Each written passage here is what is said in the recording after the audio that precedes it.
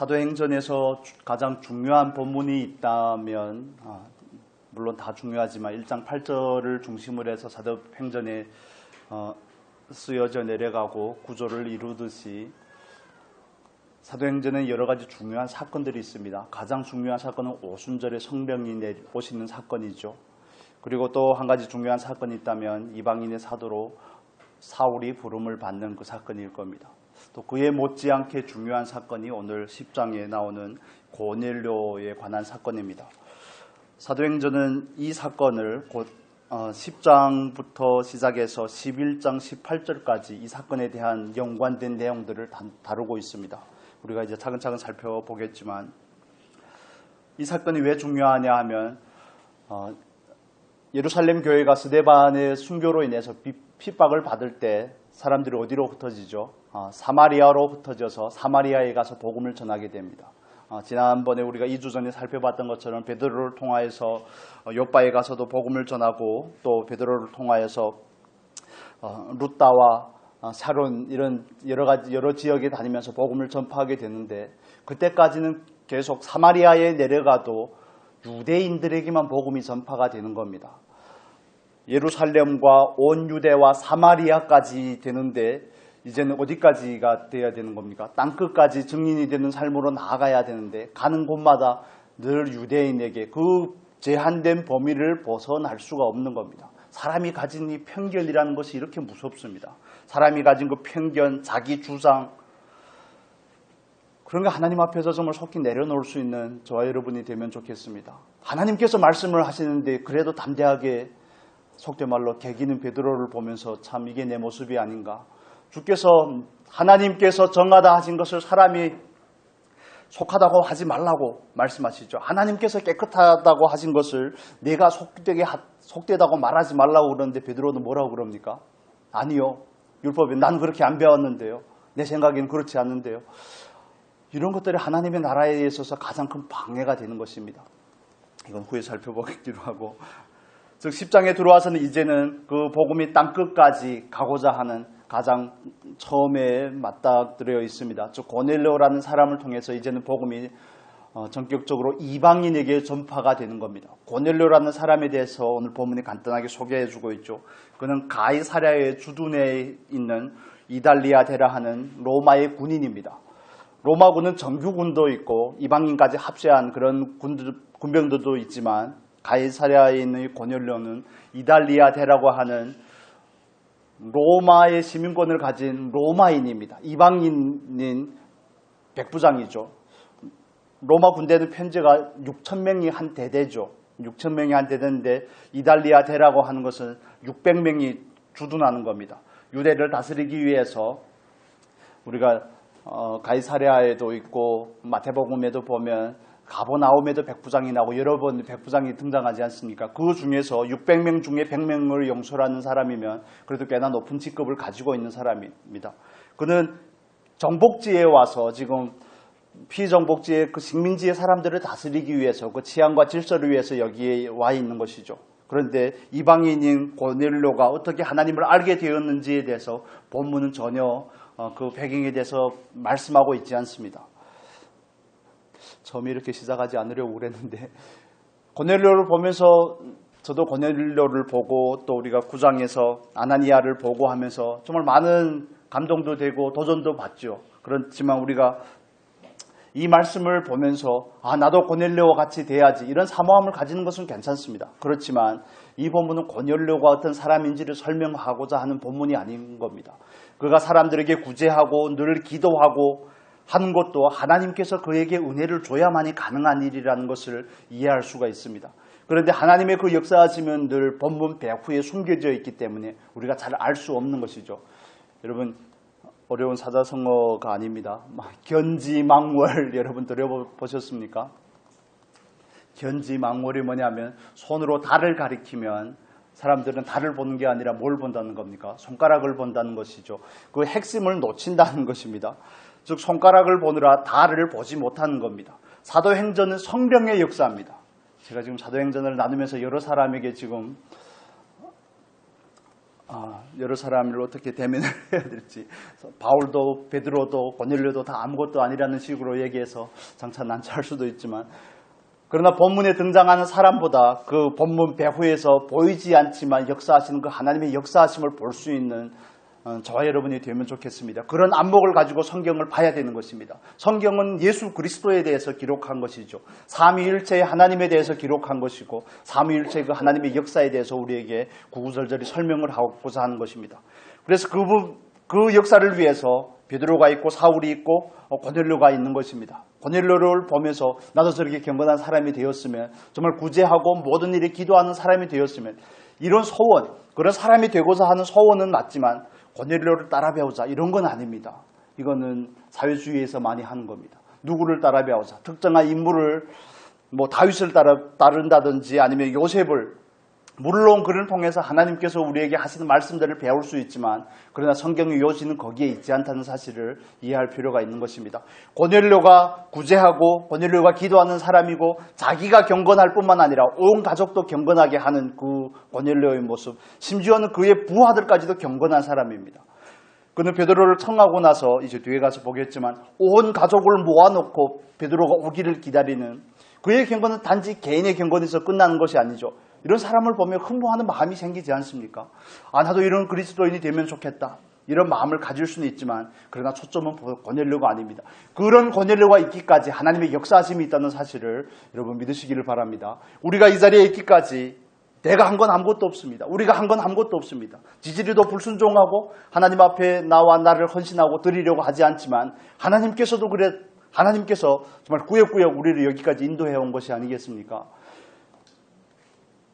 그래서 우리는 그 배후에 하나님께서 어떻게 일하고 계셨는지를 살펴보고자 하는 것입니다.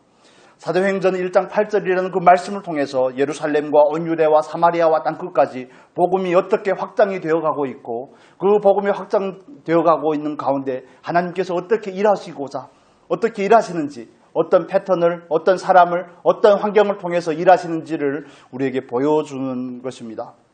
그래서 오늘 본문을 통해서 하나님은 어떻게 일하시는지에 대해서 우리가 구체적으로 살펴보려고 합니다. 하나님은 천지 만물을 만드시고 이제까지 쭉 일하시는 줄로 믿습니다. 예수님께서도 그렇게 말씀하시죠. 아버지께서 일하시니 나도 일한다. 하나님은 이때까지 일하시는데, 성경이 우리에게 말씀하고 있는 그 하나님은 먼저 일하시는 하나님입니다. 먼저 일하시는 하나님. 사람에게 찾아가기 전에 하나님께서 먼저 일하시는 하나님이시라는 사실을 이해하시면 좋겠습니다. 고넬료의 기도 가운데, 환상 가운데 나타나신 그 하나님, 고넬료가 자기의 종 2명과 경건한 종졸 군인 1명을 베드로에게 보낼 때, 요바에서부터 가이사랴까지는 50km라는 거리입니다. 하루 만에, 좀 빠른 걸음으로 가야 하루 만에 갈 수 있는 거리죠. 그런데 이튿날이 되어서 베드로가 기도하는 그 기도 시간에 하나님께서 미리 베드로에게 말씀하십니다. 누가 내게 찾아온다는 것이죠. 여러분 이해가 되십니까? 베드로가 고넬료가 오는, 고넬료의 그 종졸들과 그 군인들을 맞이한 것이 아니라 하나님께서 먼저 말씀하신 겁니다. 하나님께서 먼저 고넬료에게 찾아가시고, 하나님께서 먼저 베드로에게 찾아가셔서 하나님의 일을 이루려고 하는 것입니다. 하나님의 목적하심은 하나님의 뜻이 이루어지는 데에 있는 줄로 믿으시기를 바랍니다. 하나님의 뜻을 하나님께서 먼저 이루시기 위해서 모든 환경과 여건과 사람과 시간과 그 모든 것을 적합하게 적절하게 믹서해서 이루시는 것입니다. 하나님께는 전혀 실수가 없으시다는 사실을 이해하시면 좋겠습니다. 사람이 먼저 일하는 것이 아니라 하나님께서 먼저 일하십니다. 하나님께서 먼저 아브라함에게 찾아가십니다. 하나님께서 먼저 죄를 짓고 두려워서 숨은 무화과 나무 잎으로 자기의 몸을 가린 아담과 하와에게 하나님께서 나아가 찾아가셔서 부르시죠. 아담아, 아담아, 네가 어디 있느냐? 그러지 않습니까? 무화과 나무 잎으로 자기의 몸을 가리고 있는, 가릴 수도 없는 것으로 가리고 있는 그 아담에게 가죽옷을 먼저 지어 입히신 분도 하나님이시죠. 그에게 여자의 후손에 대한 약속을 먼저 주신 분도 하나님이시죠. 갈대아 우르에서 우상 숭배하고 있는 아브라함에게 먼저 찾아가신 분도 하나님이십니다. 그리고 하나님께서 아브라함에게 찾아가시고, 아브라함이 하나님의 말씀을 들었음에도 불구하고 아비와 함께 갈대아 우르를 떠나 하란에서 머무를 때 하란에 찾아가신 분도 하나님이십니다. 하나님은 하나님의 열심으로 오늘도 하나님의 뜻을 이루어가고자 하시는 분이신 줄로 믿습니다. 하나님께서 일하시는 겁니다. 하나님께서 아브라함에게 약속하셨죠. 네 자손들이 이방 땅에서 큰 민족이 될 것이라고 말씀을 하십니다. 그러면서 먼저 애굽에 누구를 보냅니까? 요셉을 보내지 않습니까? 요셉을 먼저 보내시는 분도 하나님이시죠.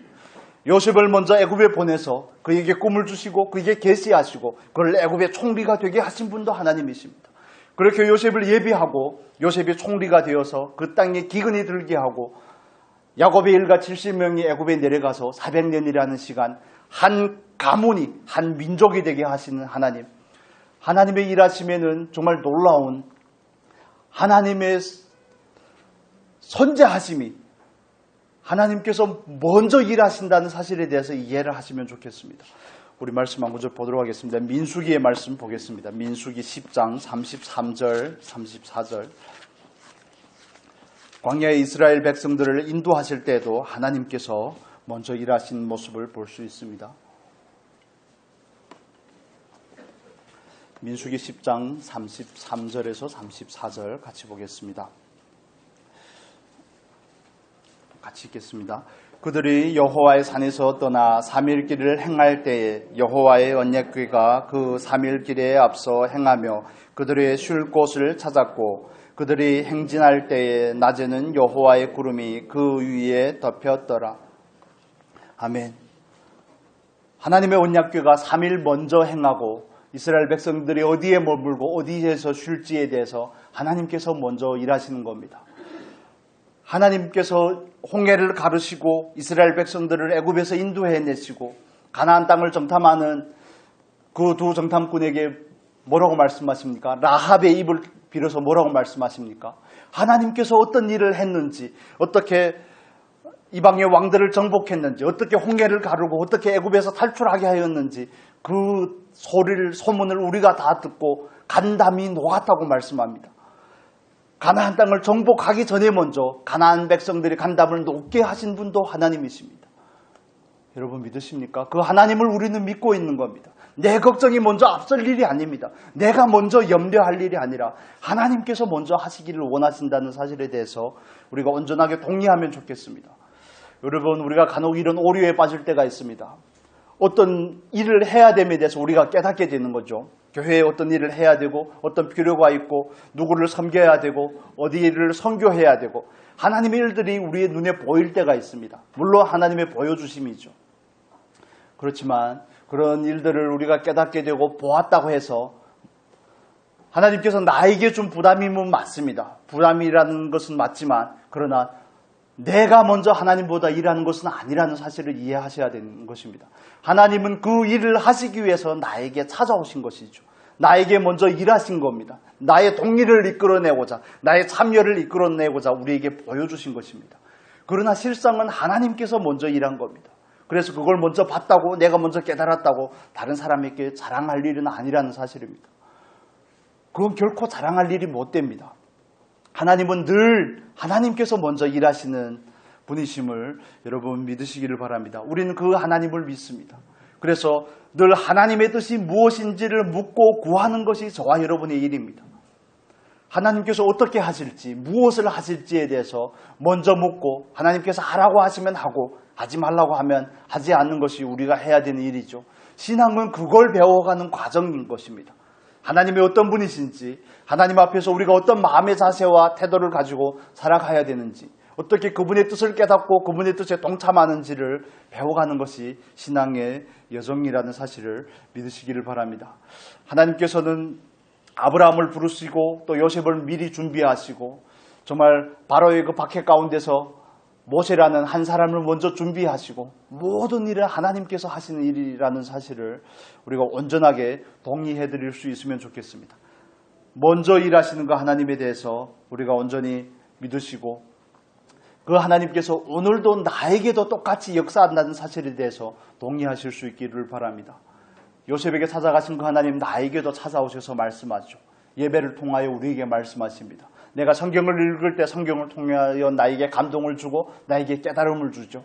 새롭게 계시하죠. 말씀으로 우리에게 다시 계시하여서 나에게 소원을 주시는 겁니다. 그건 전적인 하나님의 역사하심인 줄로 믿습니다. 빌립보서의 말씀 같이 보겠습니다. 잘 아시는 말씀인데 빌립보서 1장 6절의 말씀 보겠습니다.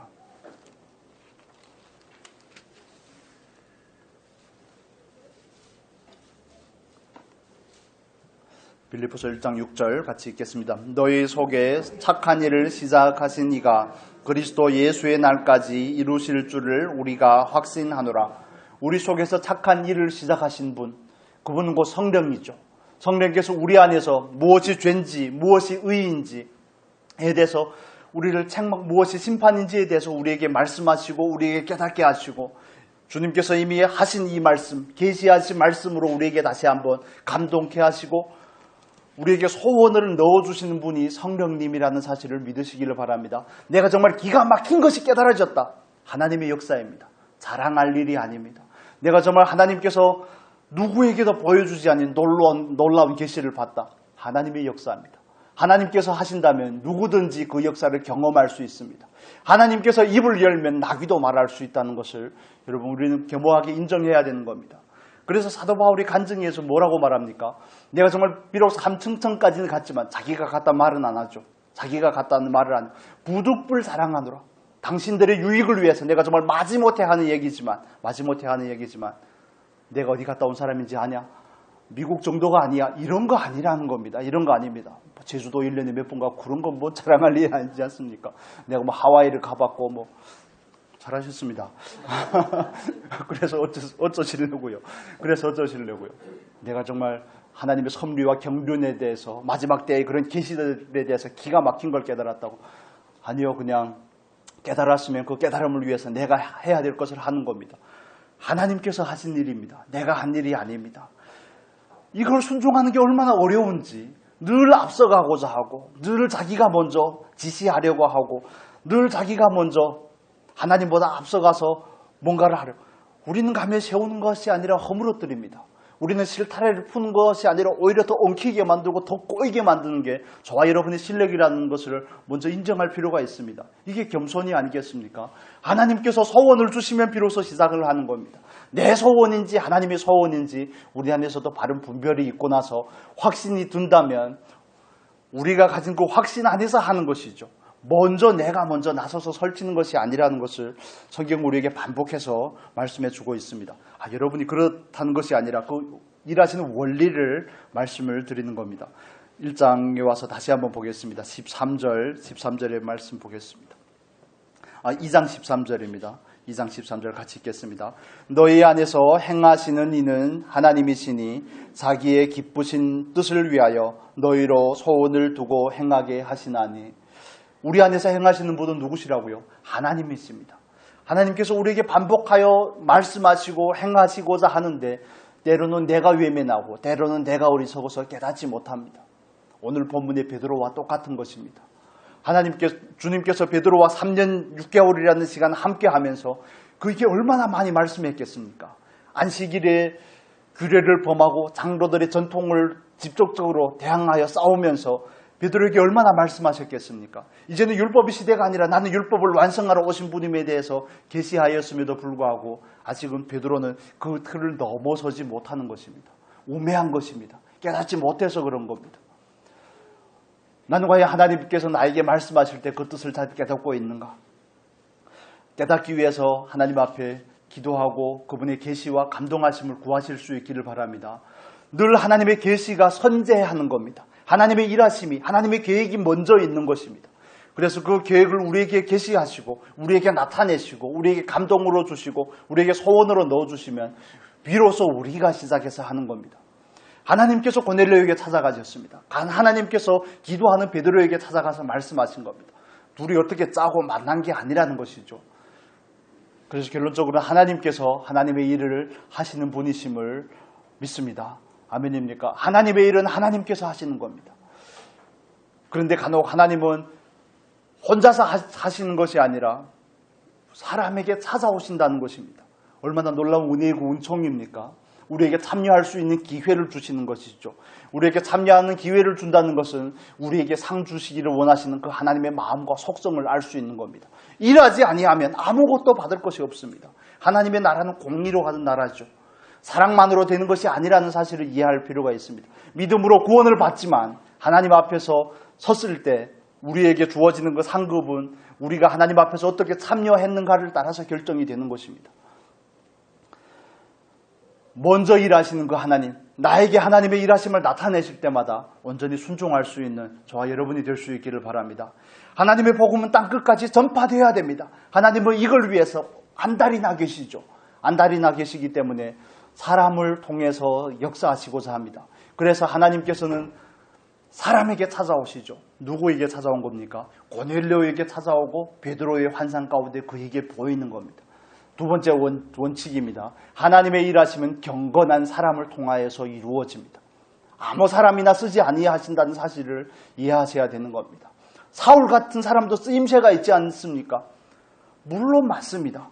선과 악을 하나님은 적절하게 조화롭게 사용해서 하나님의 뜻을 이룰 수는 있지만, 그러나 하나님께 쓰임을 받는다는 것은 하나님께 순종한 사람들에게만 국한된 것이라는 사실을 이해할 필요가 있습니다.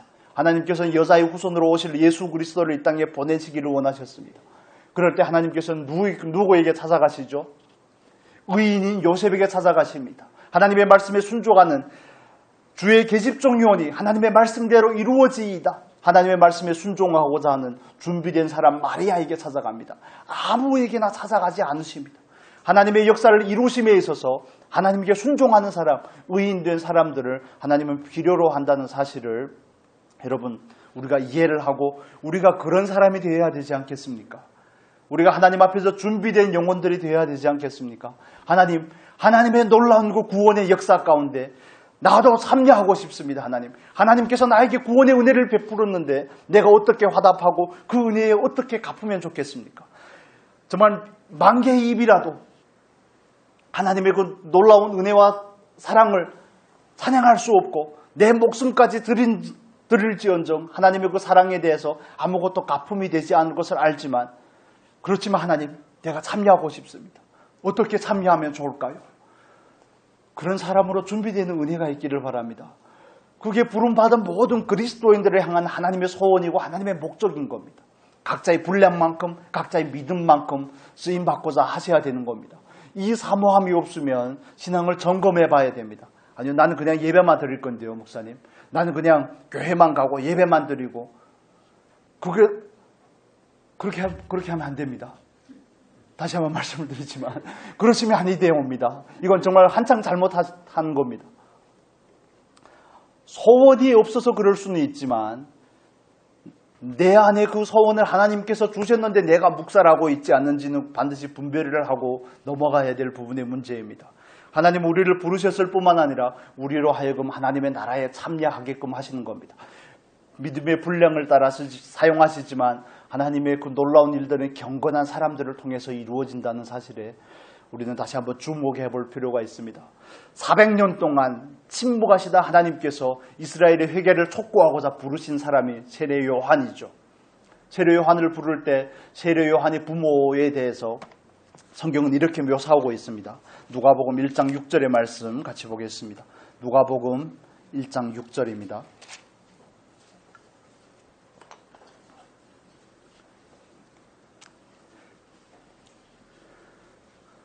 같이 읽겠습니다.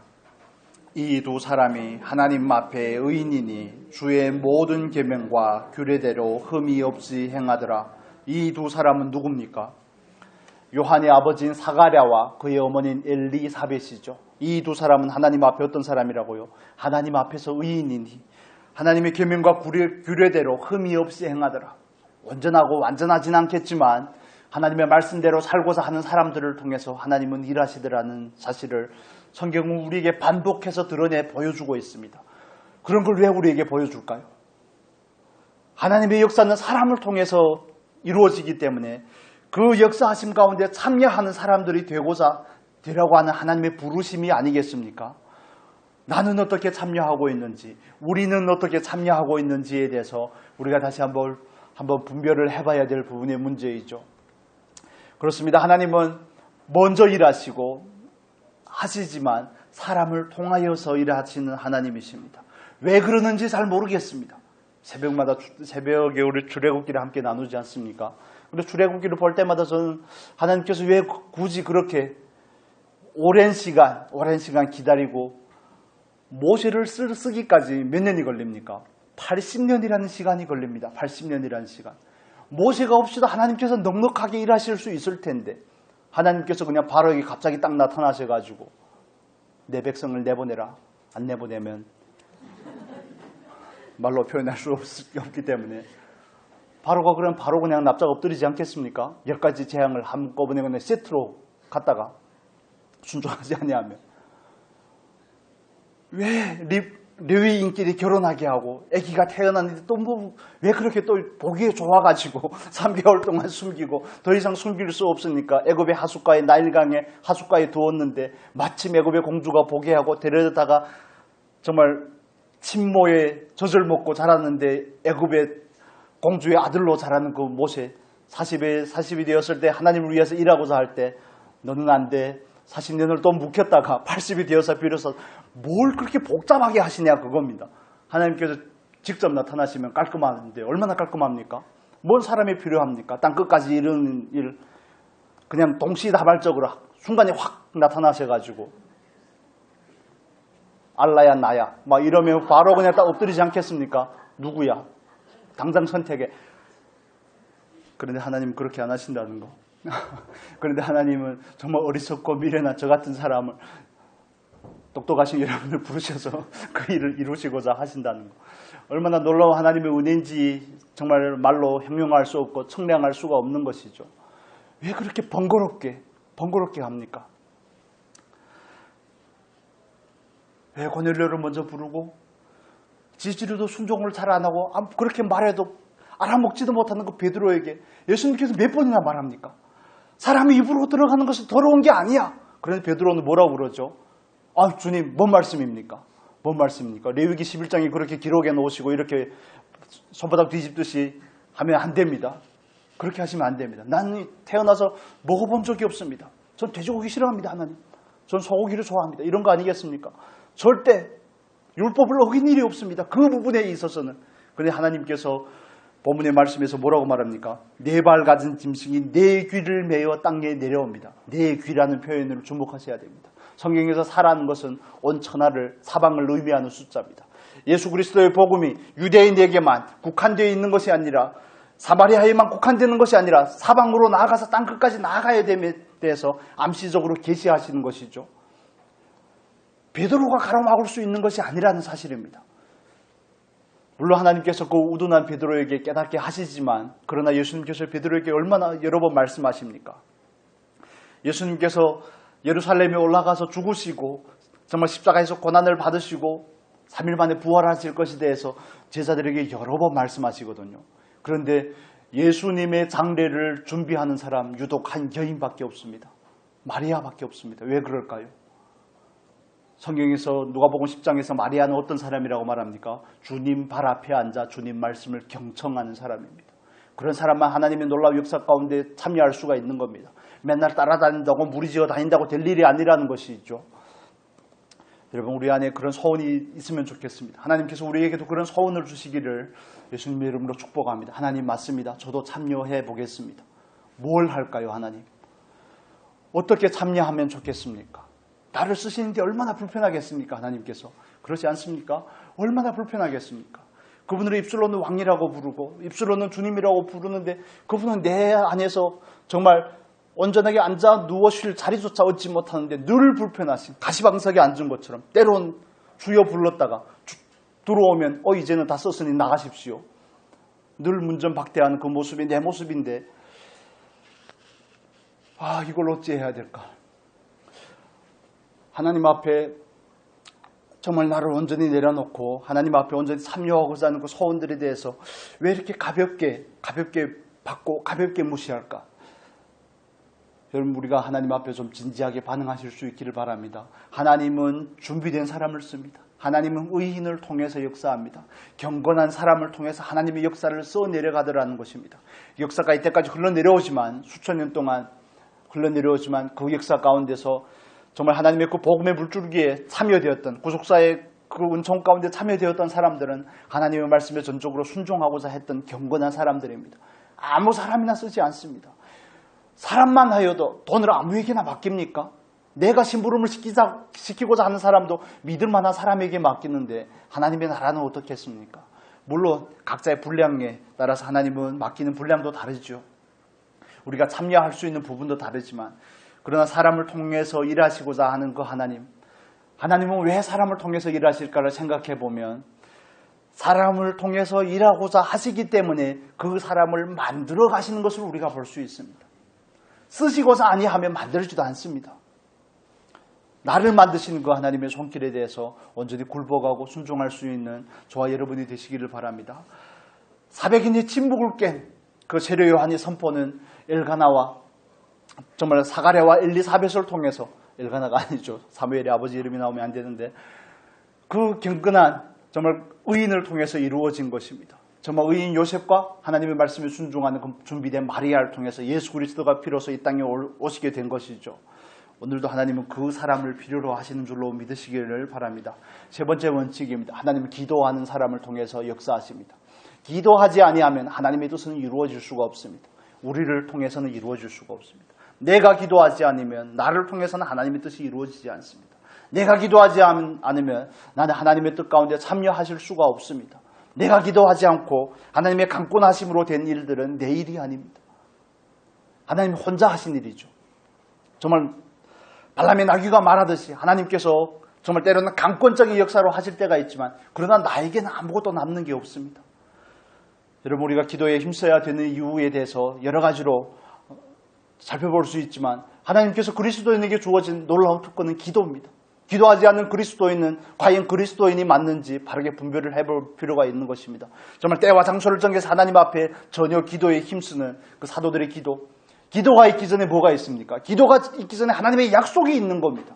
기도를 하지 않는 사람은 그런 의미에서 기도를 하지 않는 사람은 하나님의 약속을 믿지 않는 사람이라고 해도 과언이 아닙니다. 말씀을 받았는데 기도로 연결이 되어지지 않는다. 그러면 그 말씀은 돌짝밭에 떨어진 말씀인 것입니다. 잠시 기쁨으로 받지만 조금 있으면 바로 잊어버리게 됩니다. 말씀이 있으면 기도가 연결이 되어야 되는 것입니다. 말씀으로 하나님께서 계시해주면 그 계시로 인한 그 부담이 우리를 기도의 자리로 나아가게끔 만드는 겁니다. 기도를 얼마나 하느냐, 양에 대해서, 시간에 대해서 말씀드리는 게 아닙니다. 나는 과연 하나님의 뜻을 깨닫고 하나님께서 나에게 주신 그 말씀에 대해서 기도하며 그 뜻이 이루어지기 위해서 기도로 동의해드리고 있는가, 그것을 여쭙는 것입니다.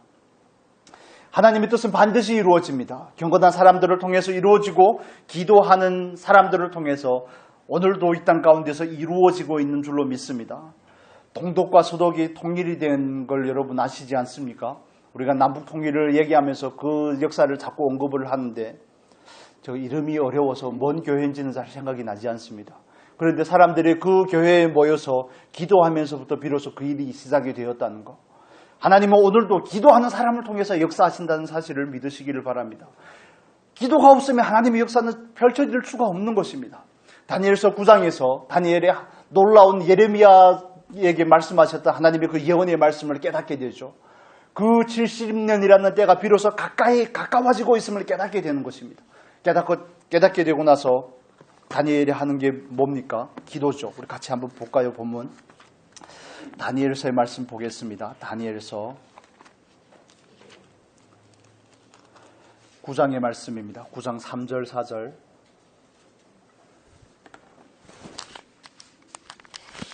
다니엘서 9장 3절 4절 같이 보겠습니다. 구약성경 1248페이지 좌우에 있습니다. 같이 읽겠습니다. 내가 금식하며 벼옷을 입고 죄를 무릅쓰고 주 하나님께 기도하며 간구하기를 결심하고 내 하나님 여호와께 기도하며 자복하여 이르기를 크시고 두려워할 주 하나님, 주를 사랑하고 주의 계명을 지키는 자를 위하여 언약을 지키시고 그에게 인자를 베푸시는 자시여. 아멘. 여기까지만 읽겠습니다. 여기 보면 다니엘이 깨달은 것은 여호와의 말씀이 선지자 예레미야에게 2절에 있죠. 예레미야에게 고하신 그 년수를 깨달았으니 곧 예루살렘의 황폐함이 70년 만에 종식이 된다는 것입니다. 그런데 사도 다니엘이 이 말씀을 깨달을 때가 70년이 되기 2년 전입니다. 2년 전. 이루어지기 긴박했지만 다니엘은 그 말씀을 깨닫고 하나님 앞에 금식하며 베옷을 입고 재를 뒤집어 쓰고 나아가서 기도와 간구로 나아갑니다. 그 말씀이 이루어지기 위해서 참여하는 것입니다. 다니엘이 기도하지 아니하면 하나님께서는 기도하는 그 누군가에게 또 나아가서 말씀하셨을 겁니다. 성경에는 이런 예들이 정말 무수하게 많습니다.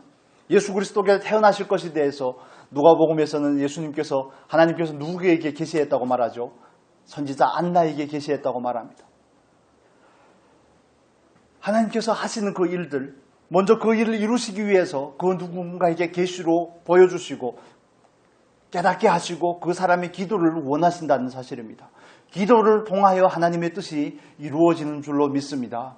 우리가 하나님께서 우리에게 주신 말씀들을 따라서 공통적인 표를 따라서 1년간 그 말씀을 붙잡고 살고자 하는데 주님과 연합하는 삶, 내가 하나님과 연합하고 내가 하나님과 온전한 연합이 되어야지 우리끼리의 연합이 되는데 거기에 3대 축복이 있고 은혜가 있는데 그 말씀이 동의가 된다면 그 말씀이 이루어지기 위해서 먼저 해야 될 것은 기도라는 사실입니다. 하나님 그 말씀이 이루어지게 하여 주옵소서. 우리 가정에서 우리 교회에 주셨기 때문에 우리 교회 안에서 그 말씀이 이루어지게 하여 주옵소서. 예배를 통하여 기도를 통하여 말씀을 읽으면서 경건서적을 통해서 그런 얻는 깨달음들도 똑같습니다. 그 깨달음이 기도로 이어질 수 있기를 축복합니다. 그래야지 그 말씀이 내 안에서 이루어질 수가 있는 것입니다. 그래야지 내가 그 말씀의 실제를 경험할 수가 있고 그 말씀을 통해서 간증을 얻을 수가 있습니다. 그러지 않으면 말씀은 말씀이고 나는 납니다. 말씀과 나의 삶은 늘 괴리가 있습니다. 그렇기 때문에 나도 예수 그리스도를 온전하게 닮아가지 못합니다. 여러분, 하나님께서는 여러분에게 무엇을 보여주셨습니까? 무엇을 위해서 기도하라고 부담을 주셨습니까? 먼저 발 뻗고 나서기 전에 기도할 수 있는 은혜가 있기를 바랍니다. 먼저 기도해야 됩니다.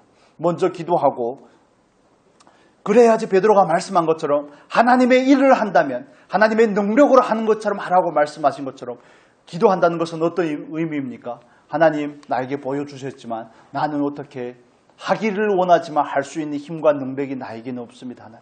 하나님 도와주시옵소서. 그 일이 이루어질 수 있도록 은혜를 주십시오. 어느 지체의 연약함을 보셨습니까? 아니면 그 누구의 필요를 보셨습니까? 그렇다면 먼저 기도하시기를 바랍니다. 주머니에 돈이 있다고 먼저 돈을 꺼내는 것이 아니라 먼저 그를 위해서 기도하고 하나님께서 하라고 하시면 좀 온전한 동의가 되면 그때 비로소 하나님께서 하시는 듯이 하는 것입니다.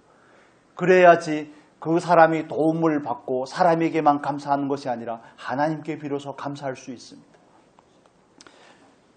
여러분, 기도의 부담을 가지실 수 있기를 바랍니다. 정말 소원하기는 기도하는 교회가 되었으면 좋겠습니다. 말씀을 읽고 기도하는 교회가 되었으면 좋겠습니다. 그게 없으면 교회가 그 정체성을 잃어버리게 됩니다.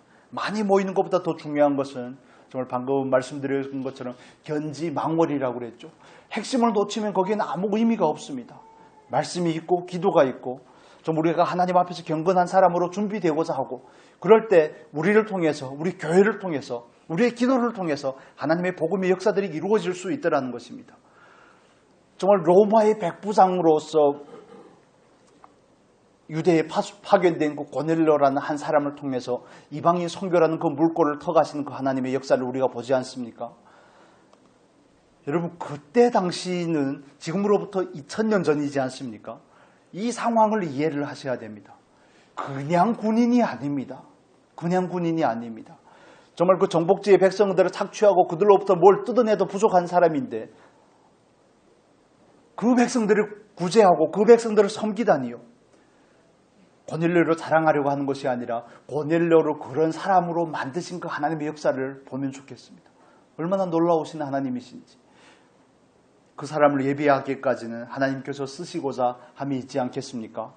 그래서 고넬료를 묘사하면서 여러 가지로 묘사하는데 2절의 말씀, 본문에 들어와 2절의 말씀 보겠습니다. 2절에 보면 그가 경건하여 온 집으로 더불어 하나님을 경외하며 백성을 많이 구제하고 하나님께 항상 기도하더니, 여기서는 항상 기도하니라고 되어 있는데 사실 이 뜻은 항상이라는 의미도 가지지만 모든 일에 기도한다는 뜻을 가지고 있습니다. 모든 일에 기도하는 사람. 그가 기도하는 시간이 언제입니까? 하루 3절에 보면 9시쯤에 기도하니 이스라엘 백성들은 하루에 몇 번 기도한다고요? 3번 기도한다고 말씀을 드렸죠.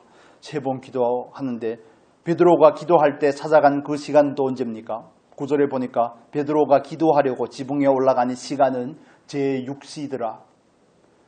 369의 기도를 하는 것입니다. 그래서 그들이 기도하는 그 시간에 하나님께서 고넬료에게 찾아가고 기도하는 그 시간에 베드로에게 찾아가서 기도하는 그들을 통해서 이 일을 이루고자 하는 것입니다. 왜 고넬료인지 정확하게 알 수는 없죠. 그렇지만 왜 베드로인지는 어느 정도 알 수가 있습니다. 사도의 대표인 그 베드로가 이방인 선교에 대해서 인정을 해야지 그 일들이 비로소 차근차근 이루어질 수가 있습니다. 11장에서 그 부분을 우리가 잠깐 살펴볼 수 있는데 그렇습니다. 하나님은 하나님의 일을 위해서 먼저 일하시는 하나님이십니다.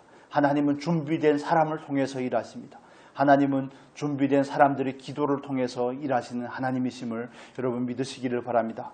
그리고 마지막 한 가지만 간단하게 살펴보면 하나님은 만남을 통하여서 역사하시는 하나님이십니다. 만남을 통하여서 일합니다. 어떤 사람을 만나는가를 따라서 운명이 갈립니다.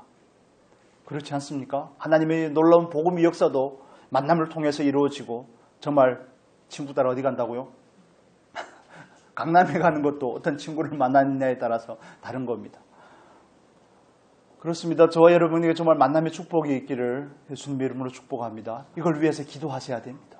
하나님 저에게도 좋은 만남을 허락하여 주시옵소서. 내 유익을 위한 만남도 중요하지만 그 만남을 통해서 복음의 역사가 이루어질 수 있는 그 만남을 허락해 주십시오.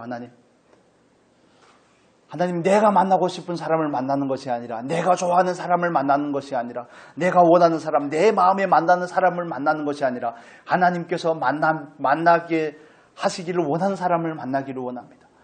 하나님께서 나에게 필요한 그 사람을 만나게 해주십시오.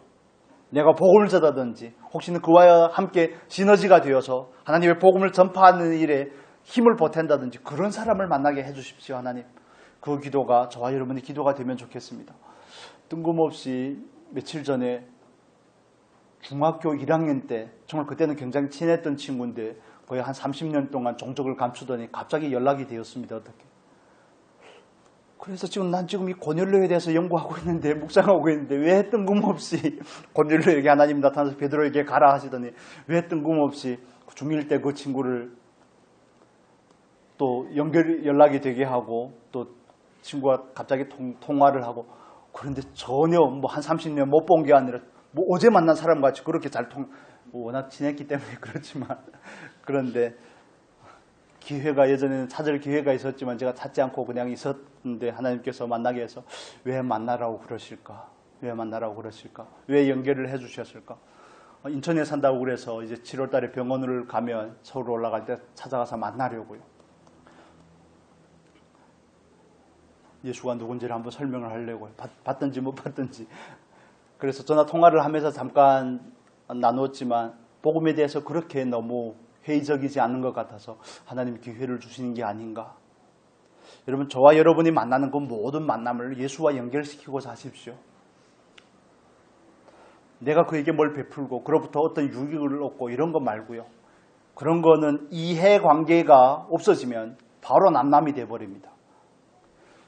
그런 정말 빈약한 근거를 가진 그런 만남들이 아니라 정말 예수 그리스도라는 토대를 가진 그런 만남들이 될 수 있기를 축복합니다. 정말 그 만남을 어떻게 하든지 예수님과 엮어보려고 하십시오. 예수님과 엮어보려고 해야지 하나님께서 그의 삶에 들어갈 수 있는 우리가 통로가 되고 우리가 깔때기가 되는 거 아니겠습니까? 하나님의 은혜의 통로가 우리를 통해서 그에게 흘러 들어갈지 모르니까요. 그런 관점에서 우리가 하나님의 말씀을 받으면 좋겠습니다. 하나님 맞습니다. 하나님 저에게도 좋은 만남을 주셔서 나도 그 누군가에게 정말 굶주린 엘리야에게 그리 시냇가에 있는 그 엘리야에게 까마귀가 까마귀가 되게 하여 주시옵소서. 하루에 2번씩 까마귀가 자기가 가장 좋아하는 고기와 떡을 물어다 준다는 것은 정말 하나님께서 하신 일이 아니면 사람으로서는 전혀 불가능한 일이 아닙니까? 자기가 먹지 않고 사람에게 양보하다니요. 그렇게 묵상을 안 해보셨습니까? 그렇습니다. 우리는 그 누군가에게 하나님의 사랑을 하나님을 나눠줄 수 있는 베드로가 되고 고넬료가 되고 까마귀가 되어야 되지 않겠습니까? 그래서 그 만남을 위해서 기도하시기를 바랍니다. 내가 원하는 사람, 내가 좋아하는 사람을 만나는 것은 정말 그런 걸 우리는 넘어서야 되죠.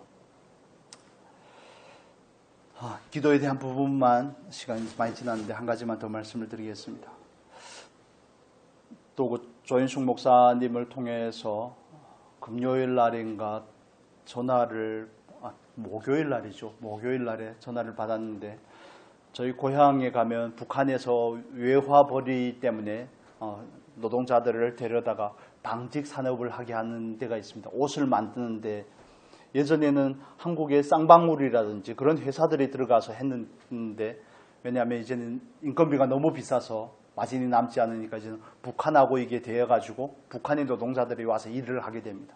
그런데 그 북한 노동자들을 조인숙 목사님께서 섬기고 있는데 그 한 젊은 자매가 청년 자매가 화상을 입었다는 겁니다. 그 연유는 잘 알 수 없지만 화상을 입어가지고 지금 중환자실에 입원을 했다고. 그런데 그 수술비가 또 어마어마하게 드는 겁니다. 한국하고는 차원이 다르게 좀 그쪽 동네는 좀 비쌉니다. 그런 게. 그래서 그 돈이 뭐 어떻게 선뜻 한두 사람이 힘으로는 해결할 수 있는 돈이 아니고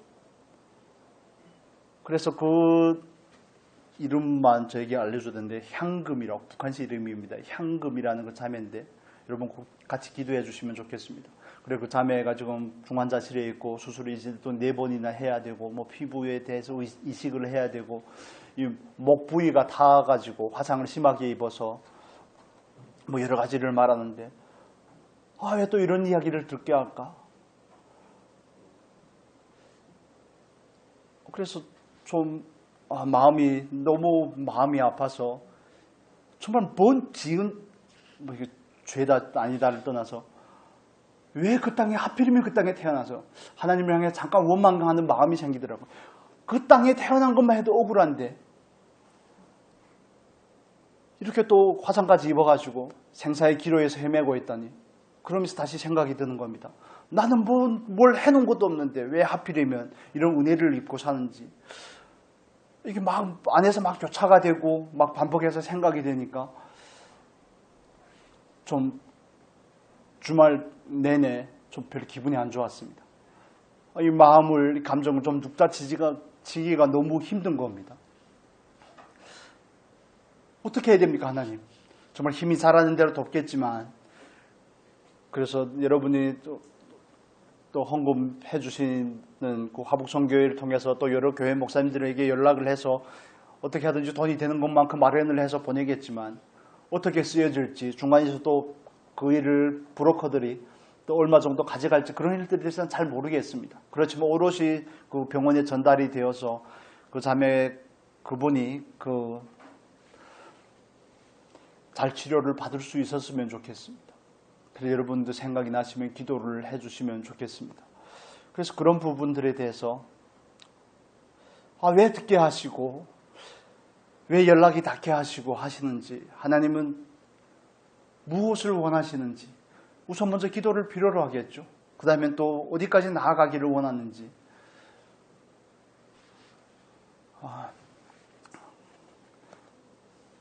그렇습니다. 여러분 오늘 우리 말씀을 잠깐 정리해 보도록 하겠습니다. 하나님께서는 하나님의 뜻과 계획과 그 경륜 안에서 먼저 일하시는 하나님이십니다.